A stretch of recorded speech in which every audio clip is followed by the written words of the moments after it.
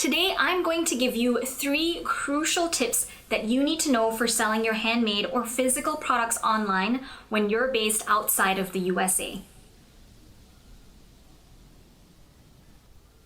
Hi, my name is May Pak, and I help makers, artists, and designers make a consistent income from selling their handmade products online. And you may not know this about me, but I'm kind of new to the United States. I came to the US for college, but I was actually born and raised in Malaysia. And I started my business in Malaysia. Most of my first few sales happened in Malaysia, and I was selling primarily to customers in the US. I should also mention that I do a fair bit of online shopping myself, and I'm a tiny person. I'm 5'1" and I have tiny hands, and that's why my business is called Tiny Hands. And let me tell you, it's really hard to buy clothes that fit me in the US, at least not in the women's section anyway. Don't tell anybody, but sometimes I go and buy things in the kids section. Short people problems, am I right? Needless to say, I've been a business operating outside of the United States. I've bought a ton of stuff as a customer from non-US or international shops, and I also get this question all the time from people who live outside the US who want to make their online businesses work. My quick answer to this is it doesn't really matter. The top countries that spend the most money from online shopping are the United States, China, and United Kingdom. Now, unless you can speak and write fluent Chinese, it's not likely we're going to hit the Chinese market anytime soon. So I highly recommend that you focus selling to the US and UK. I found a great research paper from World Retail Congress that published in 2019 that says, the US is a formidable online force. It was the birthplace of the online marketplace, and largely Americans are very trusting online shoppers who have a high level of comfort shopping online. Around 79% of the population, or 258.5 million people, has made a purchase in the past year.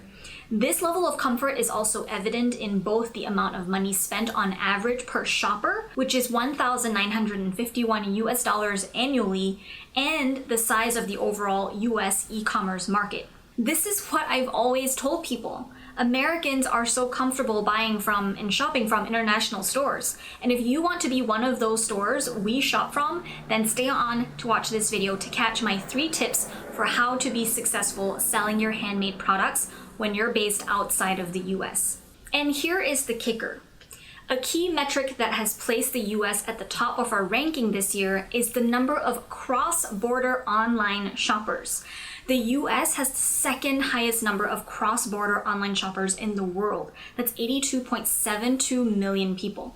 If you're curious, China is first, but China's first with so many of these metrics because China is just a huge country with a much larger population than the US. My point with all of those numbers is, regardless of what country you operate from, it's likely that most of your online customers are going to be from the US. And if you're serious about making sales online, then you'll definitely want to focus selling to people in the US.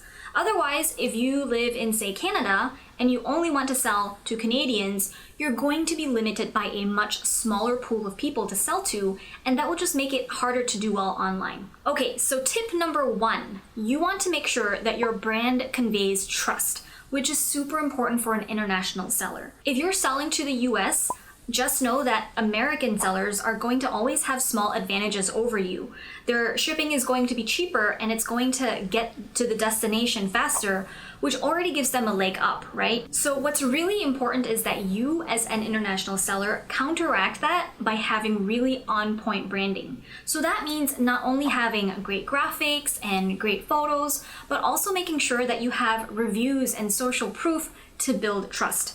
This may mean having a review plugin on your website or having an email that goes out post-purchase asking for people to leave you a review. You could also post customer-generated photos on your social media or in your email newsletters. Another facet of building trust that's super important is having error-free product descriptions, especially if you are a non-native English speaker. That means not only having error-free descriptions in English, but also descriptions that match the tone of the customer that you're trying to reach. And if this is especially challenging for you, you can always find a copy editor that will go through and make sure your copy is good on a site like Fiverr or Upwork. This cost, in my opinion, is so worth it. I am personally a very terrible product description copywriter, and I got all of my jewelry's copy written many years ago. It didn't even cost that much, but my product copy is now an asset that just lives on forever, and I don't have to change it or maintain it. A final little component that builds trust is accepting widely used payment methods. So something like PayPal, which uses all credit cards, also significantly improves someone's trust of your shop. Now, I know a lot of people as shop owners don't like using PayPal. Just know this, my shop does 50% of all my sales from PayPal. So consider that you would be losing out on a lot of sales if you don't offer PayPal. Number 2, let's talk about shipping. First, it's really important to go through your settings with a fine-tooth comb, okay? So things like accurate shipping information and accurate shipping prices and delivery times, those are things that you want to make sure are correct. I encourage you to get really serious about how you charge for shipping. As you start shipping internationally, small differences in weight or even box size can make a really huge difference. So if you're running your own website, there are plugins you can get that will accurately assess the shipping cost and allow you to charge exactly the right amount. Because you definitely do not want to be in this situation where you have a package to ship internationally, but it's twice what you thought it was. And now you might be losing money on that sale. So in addition to really getting your shipping streamlined between your website and your shipping system, you will also want to go ahead and run a few test cases where you attempt to ship to other countries. This does a couple of things. 1, it makes sure that those systems are running smoothly. And 2, it gives you an idea of estimated delivery times. Customers are actually really flexible and open about ordering from overseas, and they know what to expect. But being able to accurately share expectations is really important here. For example, I always tell my international customers that it takes anywhere from 2 to 8 weeks for their orders to arrive. And it usually gets there a lot sooner, but sometimes my packages get held up in customs and that can take a while. As long as your customers know what to expect, you won't have any problems here. Also, if you're using a third-party site like Etsy, make sure your shipped to countries are updated because that affects the search results and where you're going to appear in the results. Now, if shipping is just super expensive to do with international packages for you, you have a couple of options here. You can do some pricing tweaking by adding all or part of your shipping fees into your product prices. Because one of the biggest turnoffs for customers online is a high shipping price. It's been proven that customers don't mind a higher product price if it means shipping is free or very low cost. But if your product price is low and your shipping price is high, people will most likely bounce from your site and not buy. The second option is, if you want to or you're ready to grow big in the US market, you might want to consider a fulfillment company.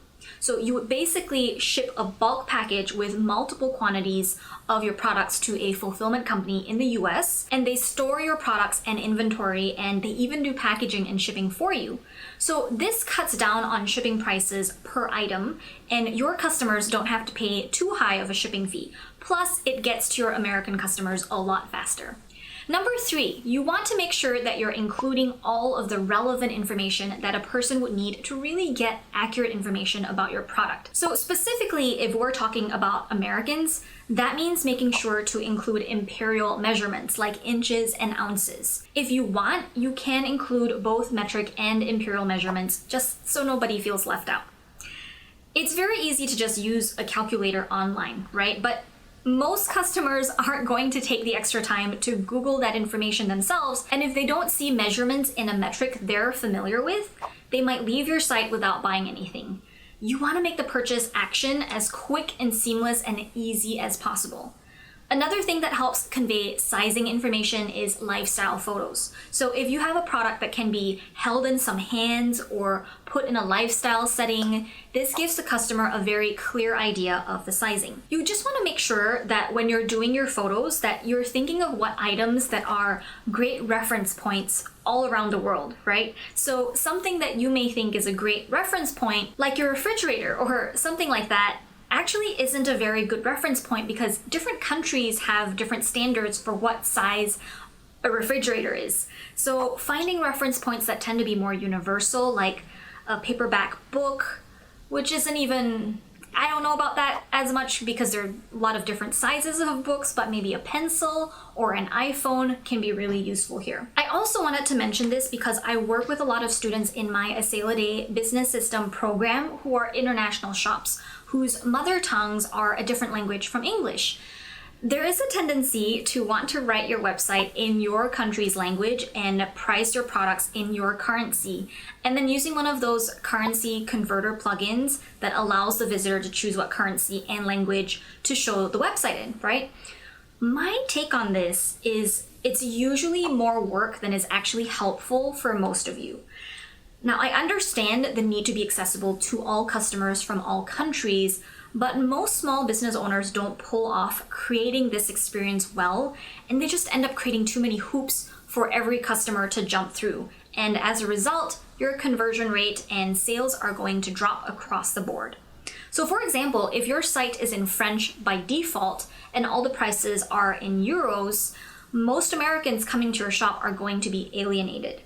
So in business, you have to accept and be comfortable that you cannot please everyone, and that you should make your business decisions based on the majority of who your customers are, which most likely will be customers from the US. And if you do decide to make your website user-friendly for different languages and currencies, really make sure you invest and commit to the best, most seamless solutions and experience for your customers that's available to you. Because going halfway or choosing the cheapest solution is only going to confuse your customers and lower your sales. So all of these tips are just to help you on your business journey. If you're based outside of the US selling online, the bigger message is that it really doesn't matter where you live and you can be successful even if you don't live in the US. There might be a bit more hoops for you to jump through, but the upside is the huge potential of sales you'll get on the other side of it.